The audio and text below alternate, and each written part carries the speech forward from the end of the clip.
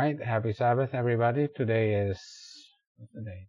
August 15, 2026. And we're still doing about microbiome. Last couple of times we did microbiome specific, looking at diabetes and obesity. And it is definitely correlated. And now they actually proved it, right? That your microbiome actually influence your risk for diabetes and obesity. And then, we've also gone through it, how you can actually lower your hemoglobin A1C, actually reverse insulin resistance, get off of insulin, and actually reverse diabetes. The first thing is like the first food that was actually proven to reverse diabetes was oatmeal. Yeah. Even when you take an American diabetic diet, only like 5% of people can actually, significantly reduce the amount of medication they take, right? But when you go on the kind of like the plant-based diet, high unprocessed carbohydrate, fiber diet, low fat, and all that, 43% actually significantly reduce the amount of we've done that before. We'll just review that again. Right? So, and it has something to do with the fact that we noticed that people who've taken oatmeal, and even after they stop taking oatmeal, their hemoglobin A1C is still low for a whole month. Now, how is that? I've been afraid diabetic and I tested oatmeal, breakfast, and lunch. And I'm not afraid diabetic is that. I'm not afraid diabetic now. So. Yeah. That's pretty amazing. And then the thing about it is, well, you eat it, if you eat it every day, okay, right, your hemoglobin A1C will go down. But how is it that you stop taking it and your hemoglobin A1C is still low for a whole month? How could that be? It's washed out of your system because it changed your microbiome. And your microbiome is changed to the point that actually reduces your insulin resistance, it reduces the inflammation in your gut. And because of that, the inflammation in your gut causes you to affect your pancreas and causes you to affect the insulin receptor and all that. We did all of that, and then it's quite miraculous, when you think about it, quite amazing. And why is it that it's not prescribed in the hospitals? Oh man, that's terrible. Nobody prescribes it when it's so cheap and easy, Yeah. Okay. All right. Yeah. So we just, we always have to start with the Bible, even though we do it every single time we do these studies. I have to start with the Bible, because we know the foods that was prepared in the time of creation. The food was prepared first, right, for the animals and for humans, right? The animals were given, leaves, right? The herbs of the field, but also all animals were to eat grass and vegetables, and humans were to eat fruits, nuts, and grains, right? Okay, right. And then we know that God created the animals with a microbiome in their gut. Yeah, because how would they chew their cud if they didn't have microbiome in their gut, right? They had to, right? And then after humans fell into sin, well, Adam and Eve, right? They were also told they had to eat the food that animals ate, right? They have to eat the herbs of the field as well, right? And then we actually can see it scientifically. What is actually the source of their protein? Where's the source of their fat? We know the source of the carbohydrates is the the grass. But they make good short chain fatty acids. We all need short chain fatty acids. But they also, these cows and sheep, they also make the trans fats, which is bad, and also the saturated fats, which is bad. All right. Okay. But this is just to prove that God actually created us with a microbiome. And a microbiome is basically, what is the microbiome? It is the totality of all the germs, not only germs, bacteria, but also the mold and the yeast, the fungus, and the viruses that's in your gut. And all of that in combination has to have a right proportion. So you can't say, okay, you got bad germs and good germs. No, it's all in proportion. You have to have kind of like the better germs in better, higher proportion, right?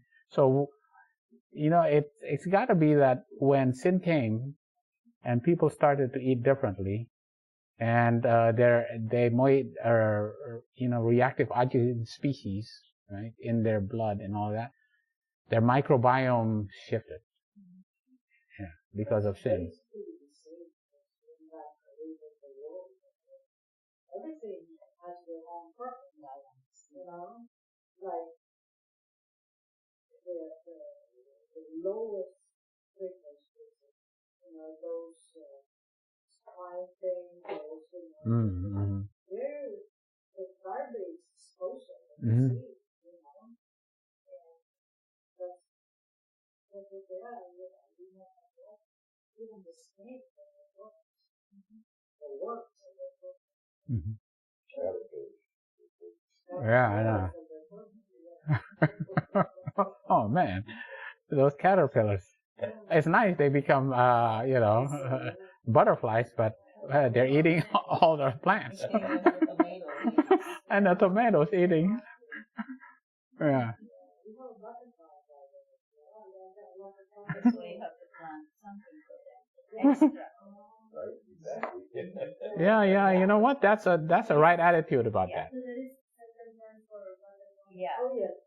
It's just like squash. There's a variety of squash that they love to, this bugs that love to eat. So you have to plant that so that the others, butternut squash will not get eaten. Oh, okay. You got to be smart about that. Yeah. Okay. These are your sacrifice. Oh, sacrificial plants.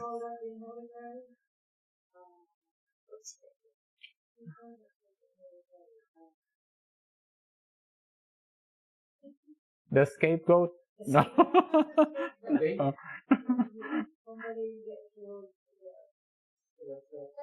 Collateral damage. Well, you don't want collateral damage. You do not actually design collateral damage. But that happens. Yeah, well, I guess that's true. Yeah. And then, there's the different germs in our gut. There's 1,200 different germs in our gut, right? Well, they used to be only able to culture it on a petri dish, hundreds of them. But now they got thousands. In our gut are 1,000 different germs, And then now we're actually trying to figure out, okay, this one is good. This one, we need a better number of these, where's my cursor? Okay. We need more of this as compared to this, The Bacteroides tends to eat the fiber and turn it into butyrate. And remember, butyrate is the food for your intestines, right? Okay. Now, these firmicutes right here, firmicutes, they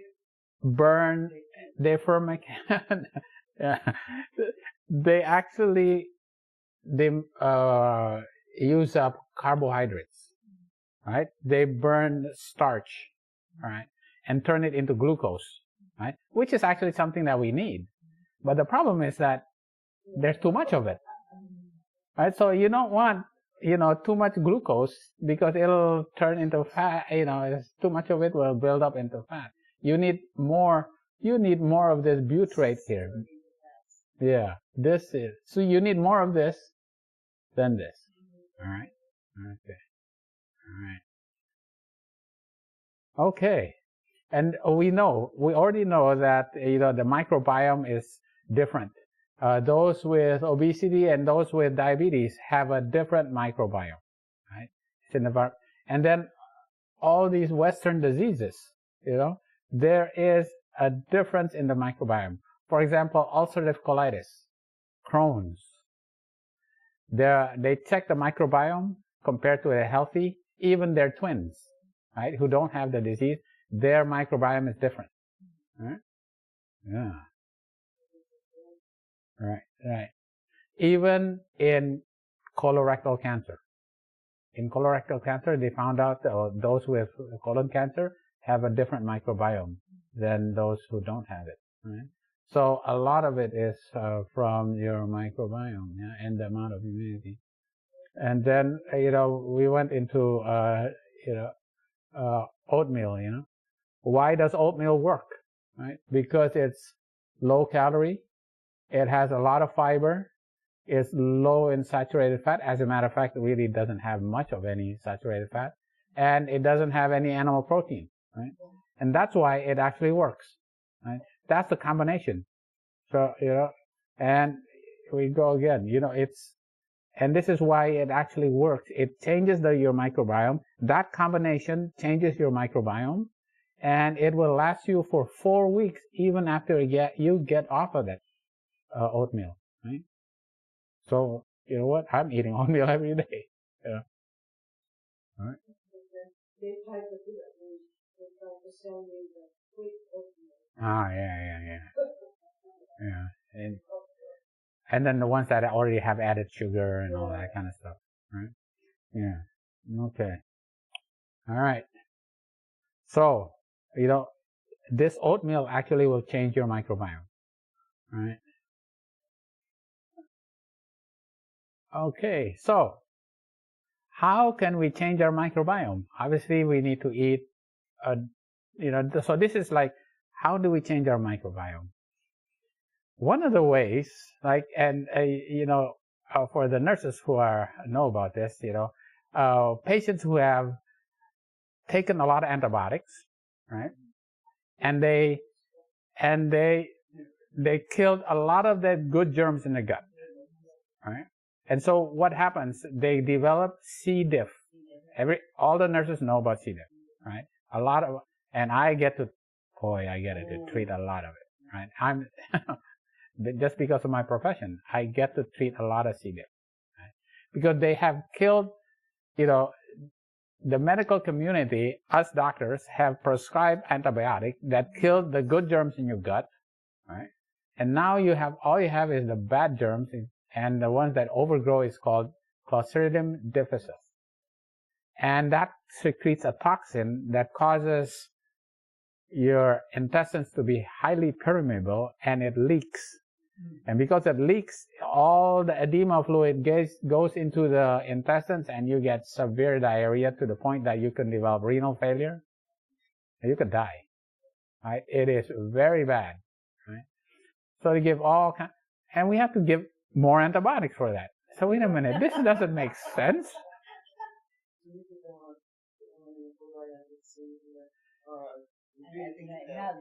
See, this is what happens. When their gut is still leaky, we give them probiotics, and probiotics is a high amount of one type of germ, right? What happens is, in certain cases, while they're really sick and their gut is so leaky, those germs that you give actually enter in their blood, and they become septic from the probiotic. Oh boy, this is not good. So now in our hospital and most hospitals, while they have a sick, where their gut is so leaky, you don't give them probiotics, because they actually, several of them actually became septic with the probiotic. Yeah. So we try to treat them, there's ways of actually treating it. We're not going to go into all the ways we treat it. But one of the most effective ways, once their diarrhea is better, is actually to give them fecal transplant. It works 97% of the time. It works great. Yeah. So you actually get it from another person, right? You get it from a healthy person. So we used to, and we tell the patient this, and they said, no, I don't want to get somebody else's. Right? So they said, no, we actually test the person. It's a healthy donor, and, we test for all kinds of infections and all that. But still, there is people don't want it. A stigma of actually getting somebody else's. Right. So there is still a stigma. The patient don't want it, right? But they said, okay. Eventually, when we give all the literature, then they said, oh, maybe I'll take it if it's from my family member. Okay. But the problem is that the insurance company does not want to pay for that. And then even the family, to test the family for all the infectious diseases and everything, make sure they're healthy, and then get their, poop, put in a blender, and then, no, they give it, no, they do it by colonoscopy. They'll go, right. Huh? It's nice when you're the doctor and you order it and somebody else does it. Somebody else does the blendering. So who wants to do the blendering? It's easy for me to laugh, because I just signed up. I signed the order. Yeah. So, but it works. 97%. 97%. It works. You can't complain about that. Okay. I would do it if it worked. Yeah. The thing about it is, when you're in that situation, people actually die from this. People become so septic, and the ones that develop this are the elderly patients, and some of them actually have to have a total colectomy. They take out the whole intestines because it's so damaged, and they still die. Right? Some live, but most patients die. So they say, okay, we do whatever we can, and this works 97% of the time. It works. It's pretty. The evidence is compelling, right? So they go, how does it? They found out when they give fecal transplant to mice, right? Mice that are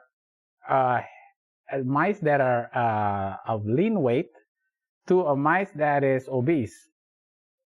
The mice that is obese lose weight. What? So they change the microbiome of the mice, and that mice become, and they live longer.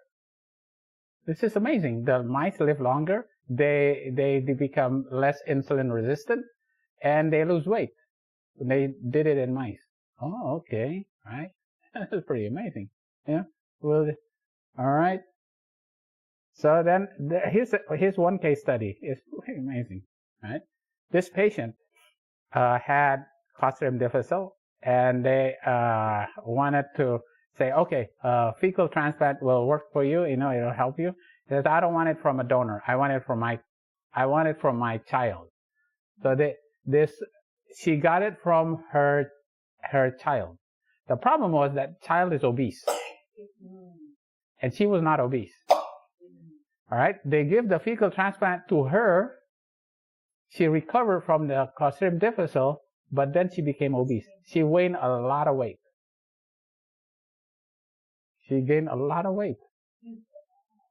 All right. So they go, oh, what's going on? They said, oh, obviously, there's a microbiota of her child that is more prone for obesity, right? Was transferred to the mom, and the mom became obese, right? Yeah. So these days they try, okay, let's try to see if this actually will work for patients. They try to recruit patients, right? The issue is that, as far as I know, until this, oh, okay, this is another one.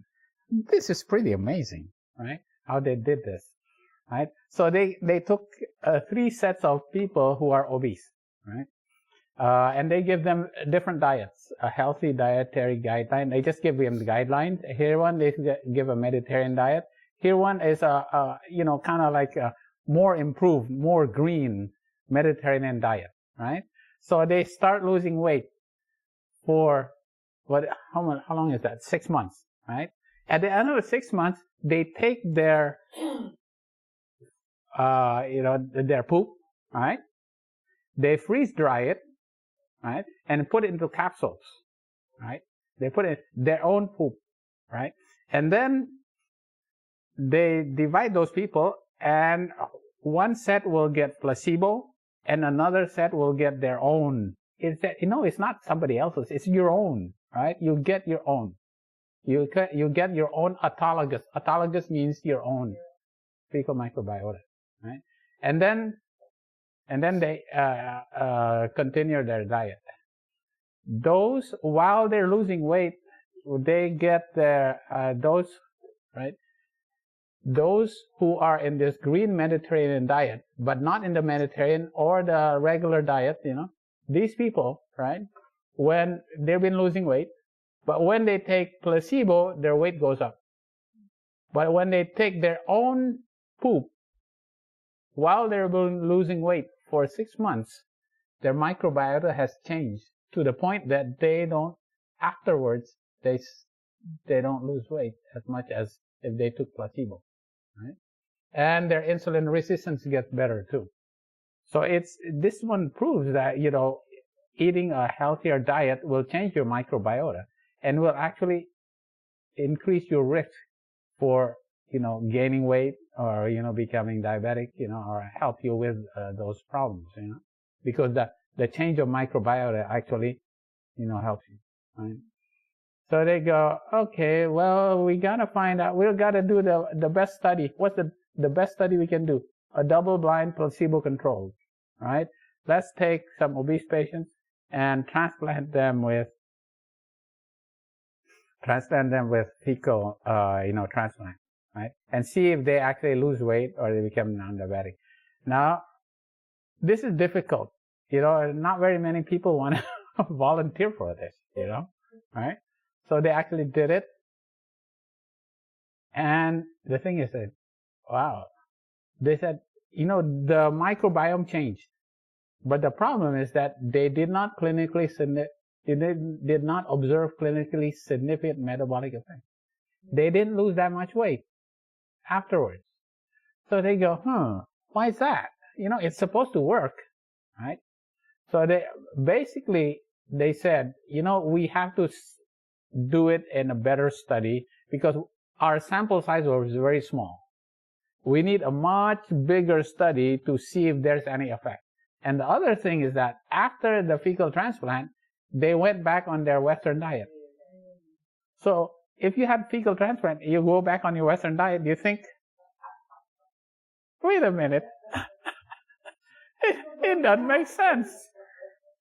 So, so they need, I still have to look for these studies where they actually make it in a bigger, where you have enough study participants that you can actually have a statistical significant change. And those people have to change their diet after their fecal transplant, right? You can't have a fecal transplant and go back on your old diet. What's the use of that, right? Yeah. All right. So, we can't do fecal transplant. The one thing is expensive, right? You know what? You want to get paid? You'll be a donor. Can you imagine that? If you're healthy, you have a good, Pay for your food. yeah, you actually get paid. It's very expensive. This is very expensive. Or you get free for your plasma. It's more expensive. Can you imagine? Yeah. This is because all the testing that they have to do. Yeah, all the testing that they have to do and all the. Doing this study is not also combining with the ethical and low food marks. You have low food marks. Fermentable, oligosaccharide. Oh yeah. Disaccharide, monosaccharide, Yeah. They're combining that now because they learn that you have value calories with their function. So they're doing high food marks and low food marks. Yeah. Here, basically, if you think about it, it really makes sense. You want to change your microbiome, but doing a fecal transplant is rather drastic. Now, some people have to do it because they're sick, right? But people who are not sick, there's got to be a better way of doing that, yeah, of changing your microbiome. So how do we change? Right? How do we change? So they actually, those who now they look at it from people who have Crohn's disease and ulcerative colitis, right? They know those who have Crohn's disease and ulcerative colitis. These are diseases of the intestines. This is inflammation of the intestines, right? And they see a high correlation with the diet because of the microbiome that's in the Crohn's and ulcerative colitis patients is very different, than the ones in healthy. They're healthy siblings, that type of thing, right? So they basically say that high vegetable intake was consistently associated with the decreased risk of ulcerative colitis, whereas fiber and fruit intake was consistently associated with reduced risk of Crohn's disease, right? And then, high intake of total fats, polyunsaturated fat, omega-6 fatty acids, and meat associated with developing UC as well as CD. Right? So they said, well, it has something to do with your diet, right? And not just your diet, because your diet has to be able to change your microbiome for a better ratio so that you will actually be able to control your ulcerative colitis and Crohn's disease, inflammation. You have to eat the food that is much less inflammatory to your condition. Eat the food that has a lot of anti-inflammation against your intestines. Right? So these are meta-analysis. Just high meat intake increases IBD risk. What? 1.5, 50% risk. High meat intake increase your risk for inflammatory bowel disease by 50%. That's a lot, right? Especially processed meats. Meat that has gone red meat with high temperature. All right. Okay. Remember from our previous studies, what happens when we barbecue meat? What changes it? Yeah. Heterocyclic amine, right? It changes, into heterocyclic amines. And heterocyclic amine is already proven that it is carcinogenic, causes colorectal cancer. And they found this out 35 years ago. A long time ago, they found out. Yeah. High temperature red meat, right? And especially you got the nitroso compound, the heme iron, so the fat intake and high intake of fat correlates with ulcerative colitis and relapse, right? Okay. Because it increases your inflammation. So the high fat, high animal fat, animal protein, that is inflammatory, right? So to your intestines. So it's the intestinal inflammation, right? This is a cold hypothesis. I was intrigued when he said, what is this cold hypothesis? Right? They found out when meat was refrigerated, certain bacteria still continues to live in that meat, because these meats, even though they're refrigerated, right, certain bacteria, especially ones called Yersinia. Have you ever heard of Yersinia? Right? Yeah, Listeria and Yersinia, they can still thrive even when the meat is refrigerated. Now, what happens is, right, those who actually have Yersinia intestinal infection, a lot of them develop into post-infectious arthritis. In other words, even after they recover from Yersinia intestinal infection, they get arthritis in their knees, because the inflammation causes your body to react to the Yersinia, and that inflammation also attacks your joints. So it is attacking your joints as well, right? And they found out that those who have eat a lot of Yersinia also will have inflammation in the rest of their bodies as well, right? Yersinia is, so they said it's because of refrigeration, right? Well, not specifically the refrigeration, because the refrigeration actually, selects out for more Yersinia.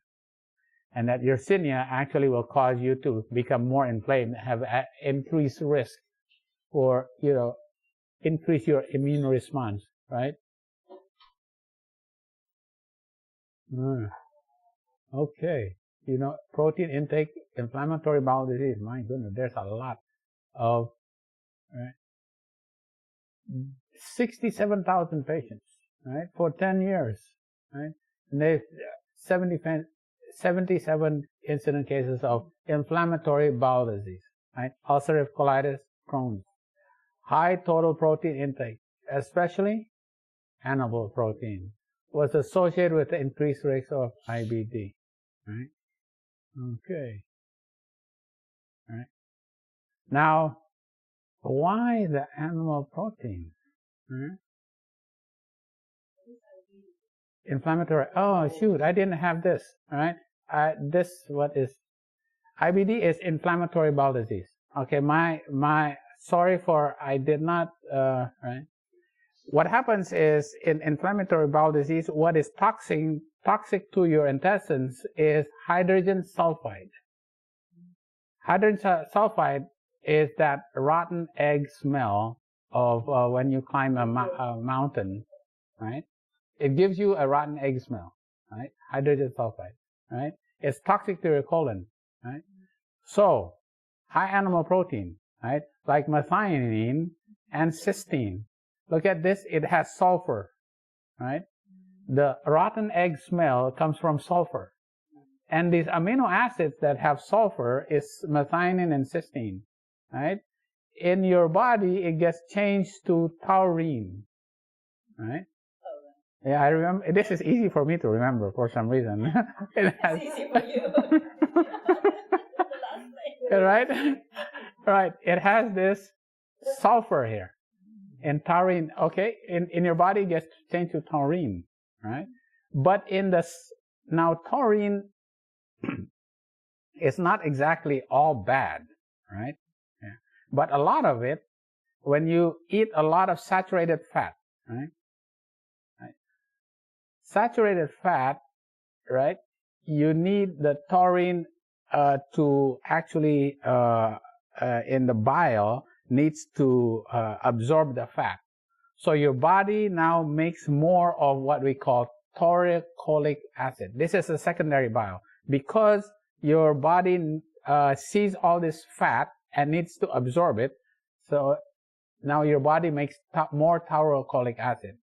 Now taurocholic acid with germs gets fermented by the germs in your gut and produces hydrogen sulfide. And this is what causes the flatus to smells like rotten eggs. Now, I don't know about you, but when you were when you were still omnivorous, compared to now that you're vegan, have you noticed that your flatus is less rotten egg smell? This is actually proven. This is actually proven, right? This is proven. And the thing about it, that smell is from hydrogen sulfide. Hydrogen sulfide, H2S. And that H2S is actually toxic to your colon. Not only does it stink, but it's actually is bad. The flatus is normal. You need to, right? But the issue is that, the type of food you eat will influence right? But H2S is actually bad for your colon. It increases your risk for ulcerative colitis. But not only that, it increase your risk for colon cancer. All right. So we go, wait a minute. Taurine, why do they sell it as a supplement? Do you want that as a supplement? It's, in small amounts, taurine in your body because, yeah. See, the issue is that, Brazil nuts have, methionine, large white beans, quinoa has, it has methionine, right? But a lot more methionine in turkey, steak, tuna, tofu has methionine, and cysteine. Look at much more methionine and cysteine in animal foods as compared to plant foods, right? So even when you eat plant foods, right, it gets turned into taurine also because taurine is actually needed in your body. It's needed for your muscles and all this type of things, right? But you do not want a lot of it. Right. The issue is that when you eat, that taurine in your body becomes taurocholic acid when you eat saturated fat with it, right? So if you eat plant foods that does not have saturated fat, the taurine does not get changed to taurocholic acid, which becomes H2S, right? So even though, that's why they said, well, you need taurine, that's important. But the thing is that you don't want to get it from meat, because why? Because meat also have saturated fat. And, that's what changes into, right? All right, this is, oh boy. Right? The taurine, okay? Right? The food that is high in taurine, right? Most food that is high in taurine is all animal products. Because the thing about this, when you eat the meat, animals eat methionine and cysteine from their diet, from the vegetables and from the grass, and they change it into taurine in their body. So when you eat the meat, you actually eat the taurine already. Okay? All right?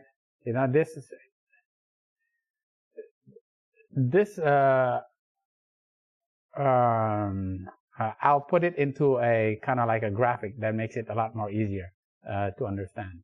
Right? So, what kind of germs that actually will change that taurocholic acid to hydrogen sulfide? Germs that can live in bile. Because most bile will actually kill germs. But there are certain germs that will actually live in bile, right? Because they're bile tolerant. So they call it bilophila. Because bilophila they love bile, right? They will live in bile. And they found it in a VA. They found this they found it in a VA in Los Angeles called Wadsworth VA. I go, what? That's where I trained. That's what I trained in Los Angeles. It's called Bilophila Wadsworth, right? They found it, right? And they found that people with dysbiosis who eat a lot because of animal protein and high fat and high sugar diet, right, in the Western countries, right, which have inflammatory bowel disease and colorectal cancer, right? They have much more Bilophila wadsworthia in their intestines, right? Because they will change the sulfur containing compounds to, right, to sulfide and also hydrogen sulfide, which is cytotoxic, right? It's also it causes inflammation, pathogenic, right, and can compromise the integrity of the mucus layer. Right? Yeah. So this germ will grow more if you eat a Western type of diet that's high in animal protein, high animal fat, and high sugar. Right? So right here we can see what kind of foods do you want to avoid, so you don't get a bad microbiome. Right? It's actually the Western diet. Yeah. High protein, high animal protein, high fat, and high sugar diet. Yeah. That's how do you change your microbiome? For one thing, you gotta, reduce that type of food, right? All right. They found out that people, the native Africans who traditionally eat low fat and low protein, have a low taurine in their stools, right? As compared to those who eat a high diet in meat and seafood. And they found out that when you give taurine to the mice, okay, right, the Wadsworth, that Bilophila will actually grow. Wow. Okay. All right. And they found out that these mice are susceptible for colorectal cancer. Mm-hmm.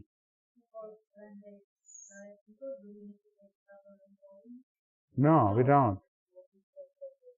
Taurine is needed, but we get it from our foods. There are plants. We have methionine and cysteine. Methionine and cysteine will be made into taurine in our body. What happens is taurine, if we eat methionine and cysteine, those amino acids that come from the animals, those animals have a lot of saturated fat. Now, that combination is why you get taurocholic acid. The combination of eating animal protein plus animal fat causes you to make more taurocholic acid. This cholic acid that produces H2S, hydrogen sulfide, right? And the H2S is the one that actually is toxic. Increases your risk for ulcerative colitis, increases your risk for colorectal cancer. Right? So this is what, if you eat an animal-based diet, you have more taurine, right? Already produced taurine in the animal protein, in the animal meat already, right? And then it goes into your gut and it changes your microbiome and it causes you to produce more, you have more Bilophila. The germs get, these will live just because of that, and you make more hydrogen sulfide, right? And you have a higher risk for colon cancer, right? This hydrogen sulfide, not only does it smell bad, but it actually increases your risk for whole colon cancer, right? But if you eat more plant-based diet, right, your secondary bile acids is different. It's low in that taurocholic acid. It's high in the it's a different kind of, right? And you get a lower risk for colon cancer. Right? Lower hydrogen sulfide in your intestines, right, comes from eating more plant-based diet. Right? So that's how you change your microbiome. So they give these volunteers, okay, let's increase your amount of meat that you take, and they check how much sulfide is in there. Yeah. The more meat they take, the higher the sulfide, right? It's very linear, right? The more you take, the more it's. Dietary protein from meat is the important substrate for sulfide generation by bacteria in human large intestine. Right? So wow. So how do you change your bacteria? Yeah, it's proven, right? It's proven. You know, the Western diet is very bad for your microbiome, right?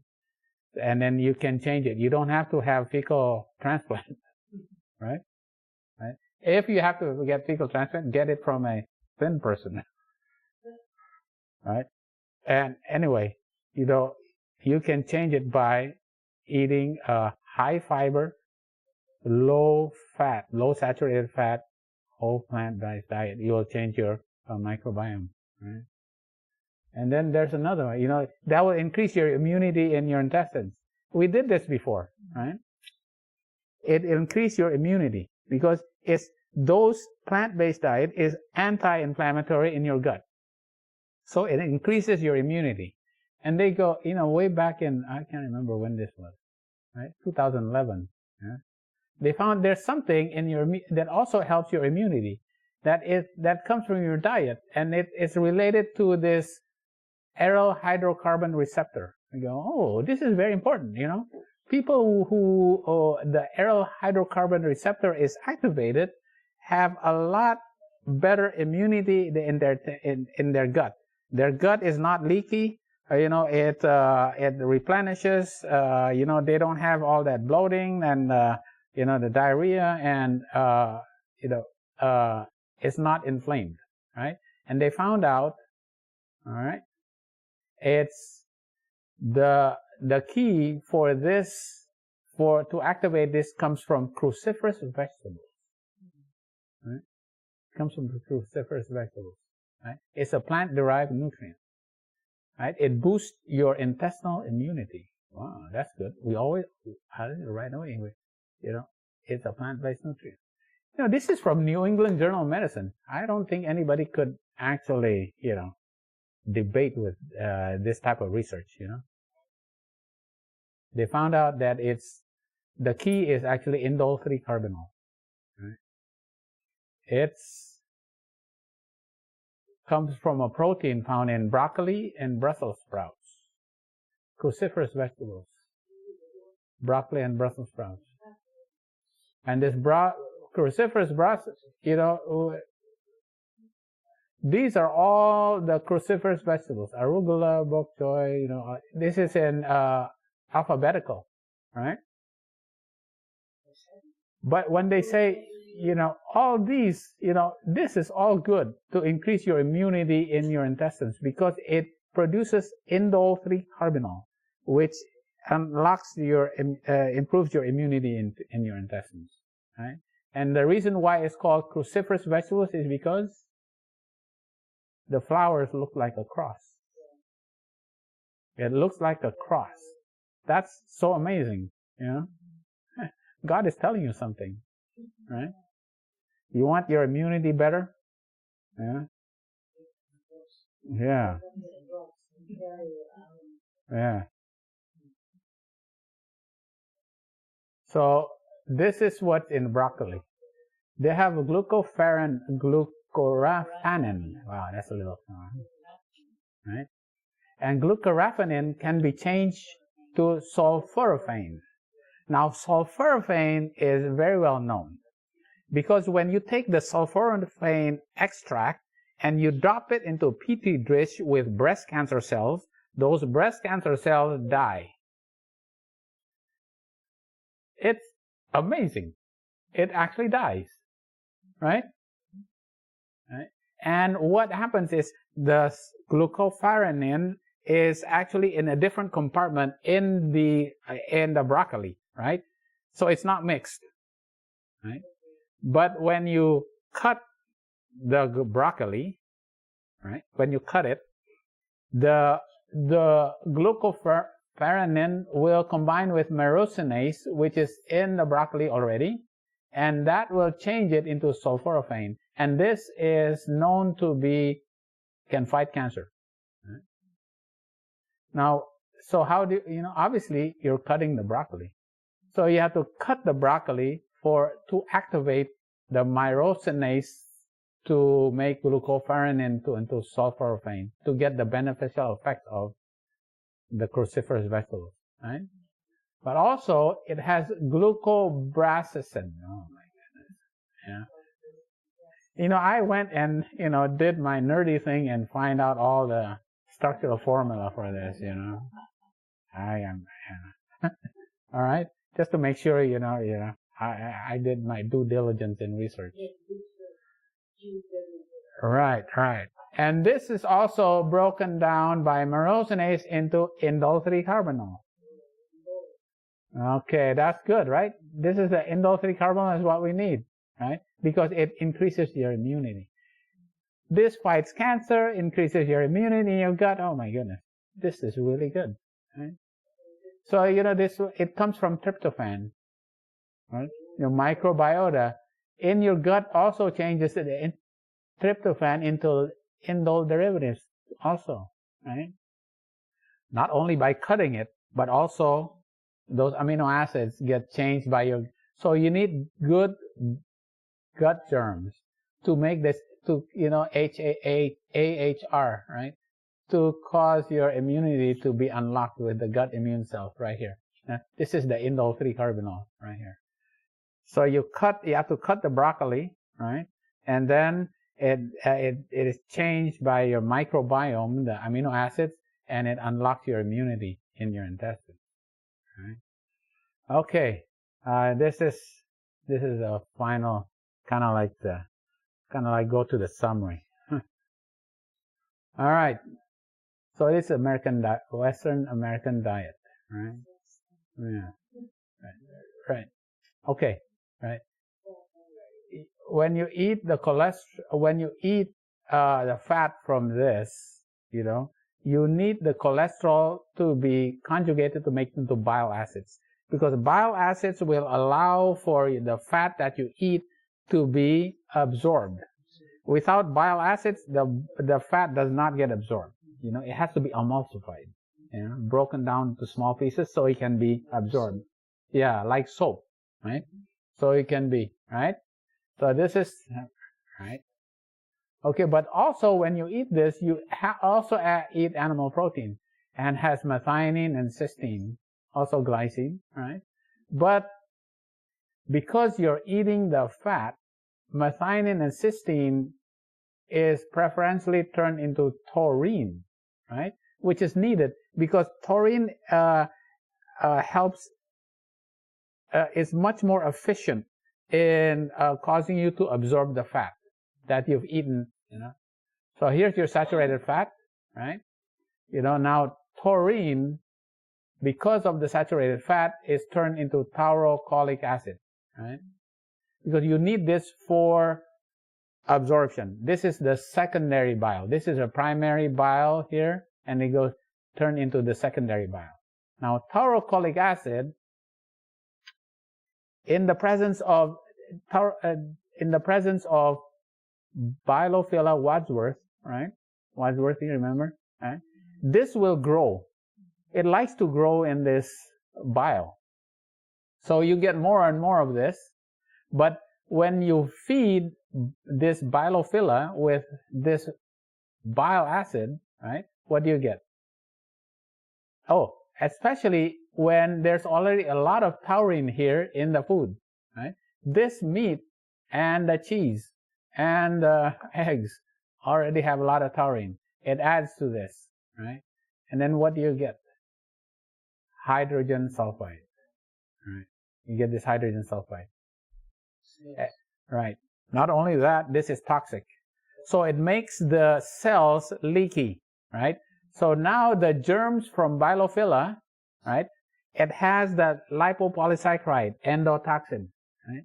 That endotoxin will leak, right? And when it leaks in here, a lot of inflammation. You get a lot of inflammation, right? So this is inflammatory already, and you have a lot of inflammation in your intestines already. Yeah, this is the mechanism. You know, when I do this, then I can explain it, because it's tough to just to say things and then people go, oh wow. Even I don't even understand. Just reading the journals, I have to actually just, okay, that's what happens. All right. Now, what happens if you eat this type of food? Right? Remember, what is this? Brazilian nuts. Brazilian nuts have a lot of methionine, right? And then I think that's not so. This is the white beans, but this is not flaxseed, but it's like a grain from South America. What do you call that? Quinoa. Sorry, quinoa. Right? Quinoa and even oatmeal. Has a lot of plant-based protein that still has methionine and cysteine, but it also has glycine. But because there's no saturated fat in this, right? Methionine and cysteine does not get turned into taurocholic acid because there's no saturated fat, right? You need the combination of this plus saturated fat. But if you don't have that, this gets turned into glycolic acid, right? This is the secondary bile. This glycolic acid, right, is turned by it. And then when you have fiber, it actually, you make more butyrate. So glycolic acid, right?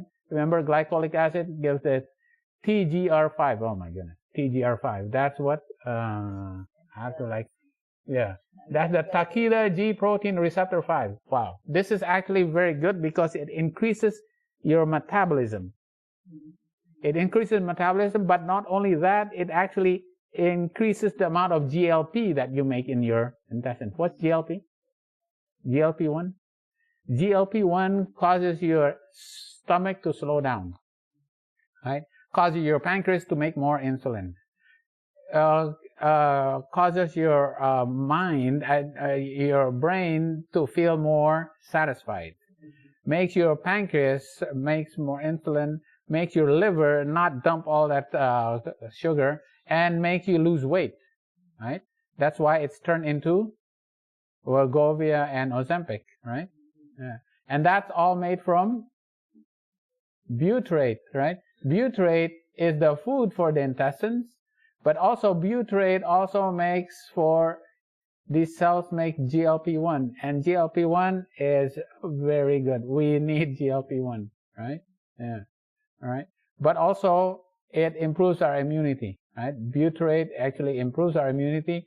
TGR5 improves our immunity, and also when we eat broccoli, you make indole 3-carbinol, right? And that improves our immunity. Improving our immunity is actually anti-inflammatory. That's why these foods are anti-inflammatory, while these foods are inflammatory, right? We need this kind of food here, right? To change not from this, we need more of this to change our intestinal microbiome to this way, right? That's kind of the summary. Yeah. If you really see the physical intestine we have in the OR, imagine a balloon. You inflate that, it's how thin they are. Very thin. A little thing of inflation becomes your weight. Now, this is the intestinal cavity right here. You have a mucus layer, and this mucus layer, is replenished a lot more efficiently if your immunity is better and you have a lot more of GLP-1 and butyrate. Butyrate and GLP-1, TGR5, all this makes you to replenish this barrier. This is mucus. And then the intestines is how many cells thick? 1 cell thick. Can you imagine 1 cell thick? Between your intestine, between all these germs in your gut and the bloodstream. The bloodstream is right here. The bloodstream is right here. This is only 1 cell thick.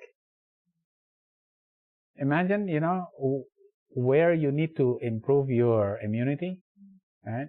Yeah. Even your lungs are 2 cell thick. Right? Your intestines, it's only 1 cell thick. It's the largest place where toxins and infections and all the bad things can come in. It's very long. It's very long. Not only that, it has to be thin for you to be able to absorb your food. Because how are you going to absorb your food if it's so thick? Yeah. It has to be very thin. But then it's also very susceptible to inflammation, right? And the source of a lot of the inflammation in your body that causes cancer, ulcerative colitis, diabetes, obesity, heart disease, a lot of it has a lot to do with the inflammation that happens in your gut. And the inflammation in your gut is directly, correlated of the type of microbiome that you have. So you need to change your microbiome. You have to, you have to optimize the ratio, right? And you have to, change it from this to this. I mean, that's the bottom line, right? Yeah. So, that cruciferous vegetable is not created for people with thyroid. Ah. I read about it, that's why it's right now. Yeah, I'm not sure about that. Yeah, I haven't read about that. But this, as far as the immunity, in your intestines. Now, your immunity in the intestines, right? Now, this TGR5 actually affects your thyroid gland. TGR5 goes to your thyroid gland and it actually increases the metabolism. So your thyroid works more efficiently and then it increases your metabolism. It goes to the fat cells, it goes to the pancreas in the muscle and increases your metabolism. Now, I would imagine, if you have hypothyroid, this, TGR5 will work, and TGR5 comes from glycolic acid and comes from methionine and cysteine, right? I mean, from glycine, but methionine and cysteine, and it comes from these type of foods. Yeah?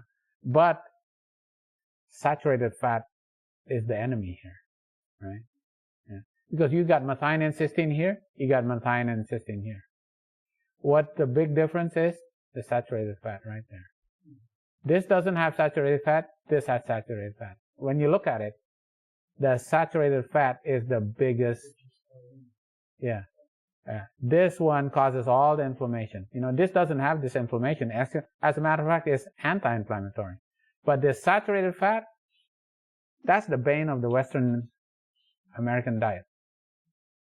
Saturated fat with, and then also this, you already produced taurine already in that meat, right? Okay. So,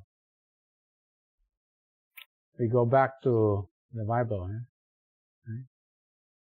When they came out of Egypt, they came to a place called Mara, and God said, I will not put all those diseases of Egypt. Now, what are the diseases of Egypt? The diseases in the animals. Remember, the animals got the diseases. Right? We know that the animals are diseased now. Right? So many diseases in animals, you name it, including non-infectious things like microplastics. Right? And that's affecting us. So the animals are diseased, but the humans are already diseased. Right? All those diseases in Egypt, I will not give to you. Right? You will not have to suffer those diseases, right? Because I will heal you. And they will heal you because he threw a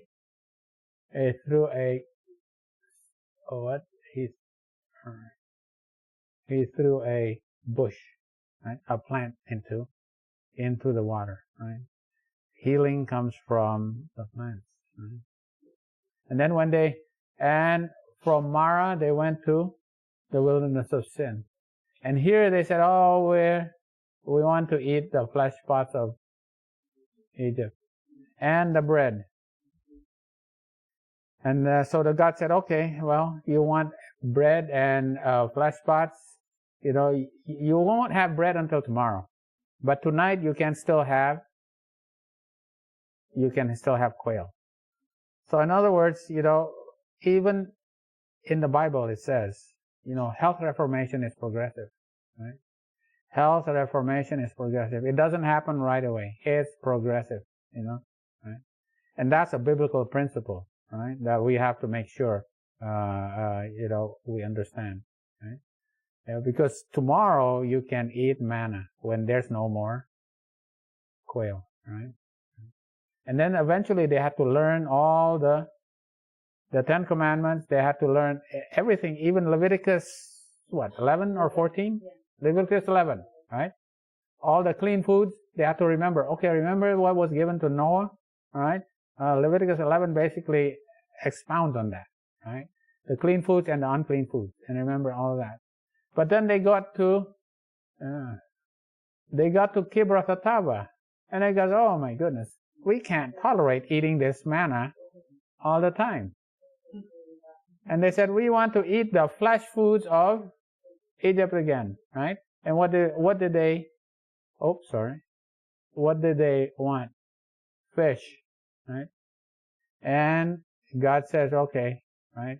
Because you lusted, and it's a lusting for fish, right? You lust for fish, even though you mix it with cucumbers, melons, leeks, onions, and garlic. Even if you mix it with good food, right?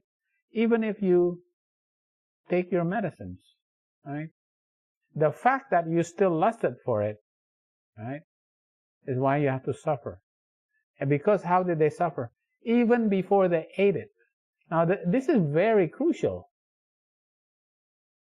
Because it's not the eating of meat that disqualified for them to actually enter Canaan.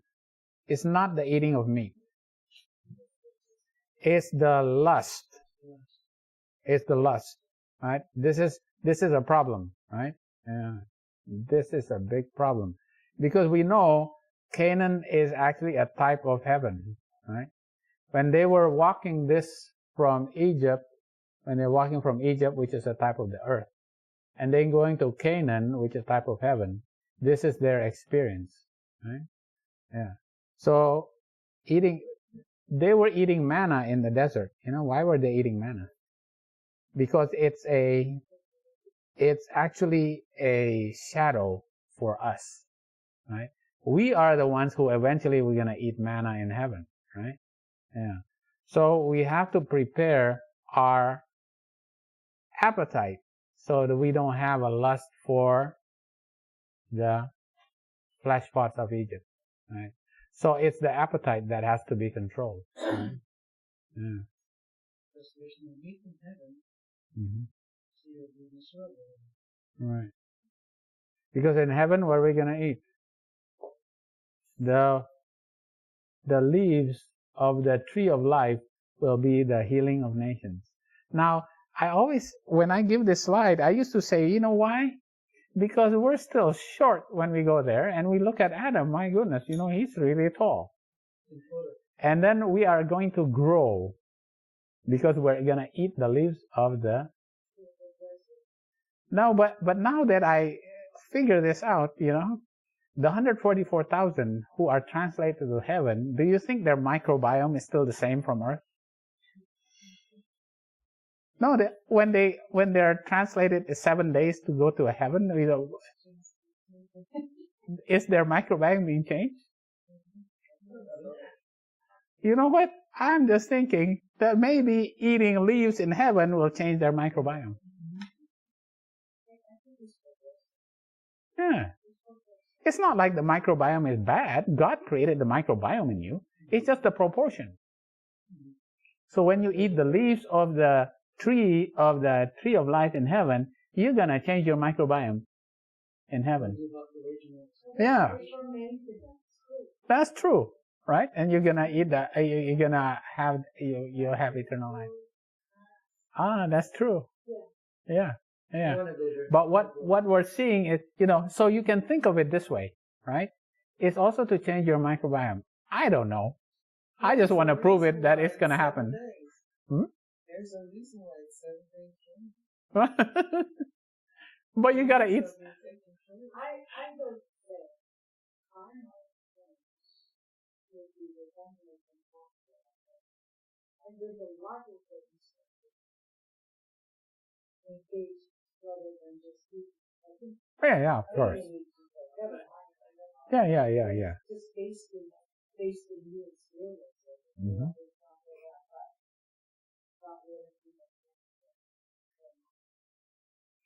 Sure.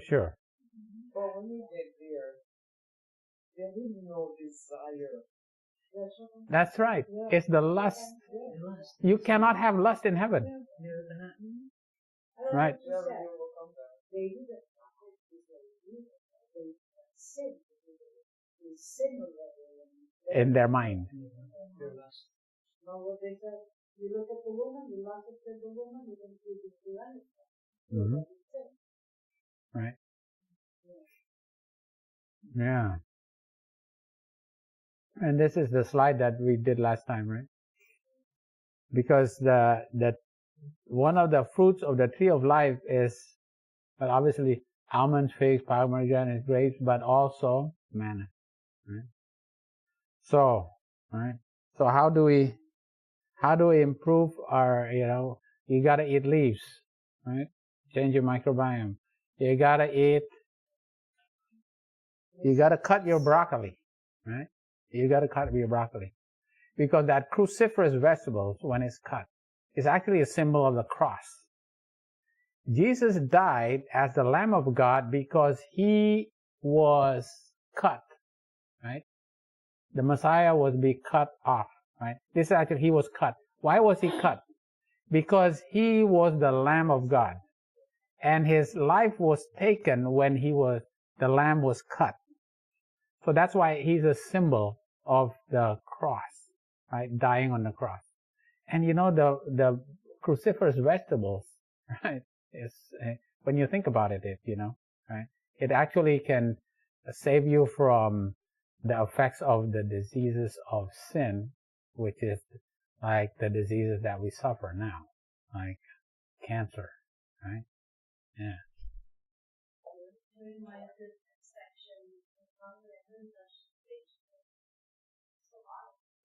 Yeah, it's because it's hard. You can't crunch it. All right. Yeah. And then, so let's see, what would you think, if you're just going to the biblical, what would you think the best things to eat the first thing in the morning? Fruits because Jesus has died, and he is a type of flax and barley. Barley is? Well, we got to get rid of this. Well, I had this slide for the Indonesians, right? This is the typical Indonesian breakfast, right? I said, we have to change it to this. You got to eat the first fruits with barley and flax.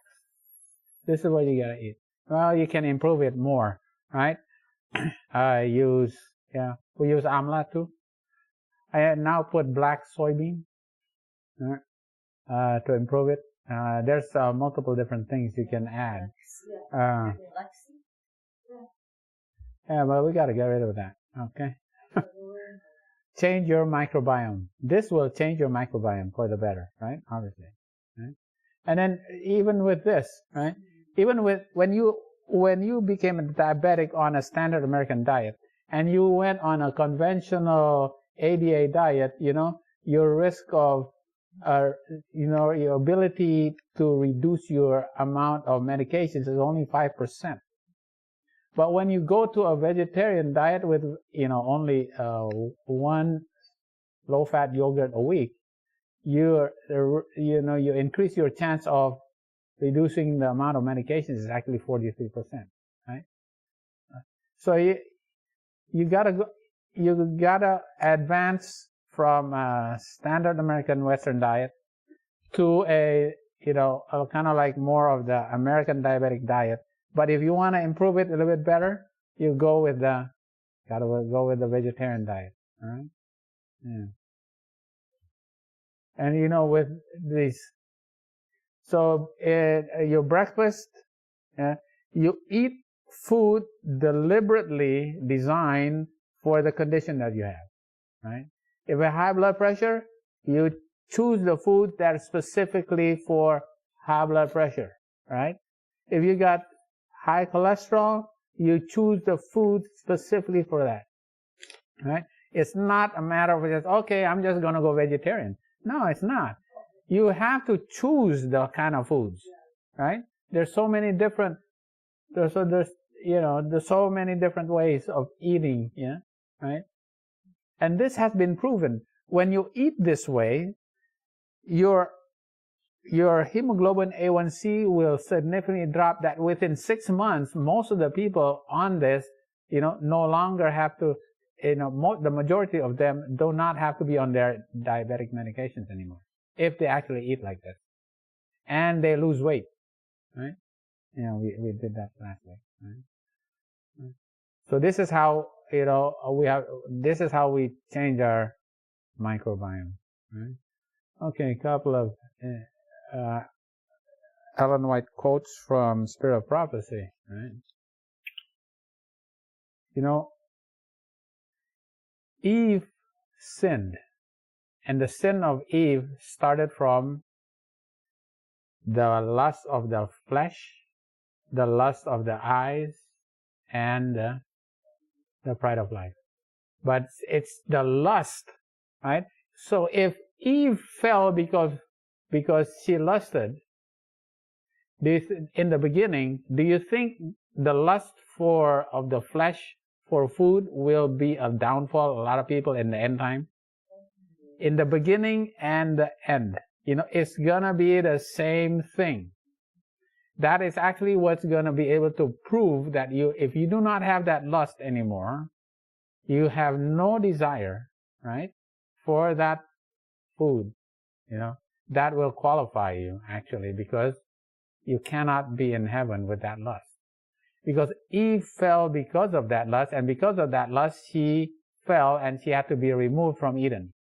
Now we want to go back to, Eden, right? Our goal is going back to Eden, right? We want to go back to Eden, right? So, Christ took up the work of redemption just where the ruin began. The same true of our experience. We are to begin the work of reform just where the work of degeneracy or sin keenly felt, right? Where we fall, and that starts with the appetite, right?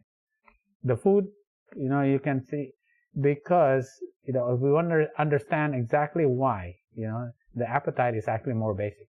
Right? The changing of the appetite. It's a mental thing. Right? Said, okay, I want to be healthy, right? But if there's start with the mind, and the mind says, okay, I do want to be healthy.